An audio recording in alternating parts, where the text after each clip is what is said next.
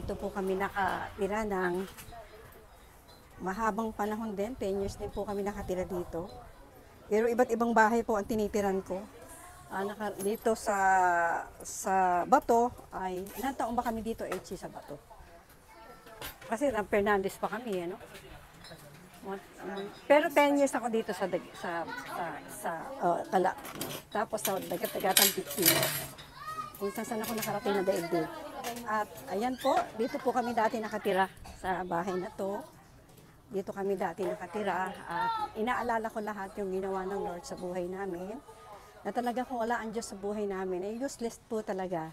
At pag naalala ko yung mula sa simula, hanggang sa ngayon, na kung wala si Lord, paano na kaya ang buhay namin? Papakita ko dito po kami nakatira. Ayan, tanda-tanda ko pa yung mga anak ko. Pero dati hindi ito mababaw.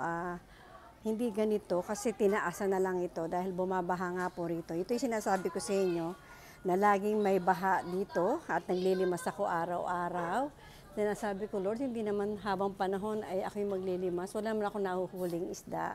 At 650 po ang upa namin dito. At dito po nagsimula yung business namin. May isa po akong lamesa dyan.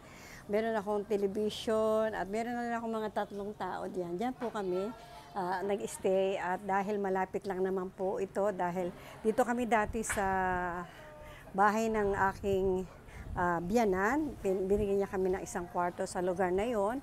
At yung pong bahay ng aking asawa, ayun po yung bahay nila dati. Doon po kami nakatira. Ayan, yung mana po kasi ng pamilya nila yan. Ayan. At dyan po kami naka-stay. At pagka gusto kong makipanood ng TV at bukas yung TV ng kapitbahay namin, ayan, sa kabila, ay masaya na ako makakita lang ng liwanag ng TV. O, di ba? Inaalala ko lang yung mga nakalipas na panahon. Ayan, dito ako dumudungaw hanggang dito sa katabing bahay. Ayan, may maliit po kami yung kwarto dyan sa taas. Ayan, dito. Ayan, nasira na nga. Oh, ayan.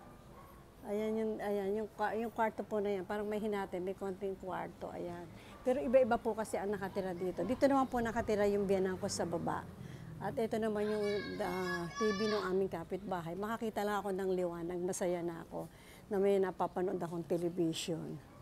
At pagka naman natapos na yung sinara na to, meron naman po kami kapitbahay dito, si Ating Emma. Ito naman po yung bahay nila. Ayan, ito yung bahay nila. Doon naman ako sisingit at doon naman ako makikipanood. Ganon po. Ito naman yung pasokan namin dito sa loob. Ayan, dito. At ngayon, biyaya ng Lord, sino mag-aakala na ang isang katulad ko, dito naman po lagi nandito asawa ko sa kanto na to. At dito po siya nagkakape. At dito siya, marami po kasing tao dito lagi sa lugar na to. At ando naman ako sa taas na yon. Nakikita niyo naman, sisigawan ko lang po si Sweetheart. Sabi ko, kailangan natin ng panggatas ng bebe. Ayan, di po ba? Masikip, pero habang gano'n ang sitwasyon ng buhay ko, naniniwala ako may gagawin ng Diyos. Yung pagpapala ng Diyos, ang lagi kong dinideklara. Hanggang sa nalipat na po ako sa Fernandez, doon na po, medyo maganda-ganda na po noon. 1,500 na yung upa namin sa 1,500 na upa namin sa aming apartment. At doon, medyo marami-rami na tauhan. At inaalala ko po yung mga nakalipas na panahon kung paano ang Diyos ay gumawa ng himala. Talaga. Kung kaibigan ni nanay. Oo. Tama? Anak pala sa ni Nanay Baleng. Talagang napakarami pong himala na ginawa si Lord. At napunta ako ng Fernandez, napunta ako ng North Bay, hanggang sa napunta ako ng Dagat-Dagatan. Ano yan? Sugar cane. Sige. Oo, sarap yun.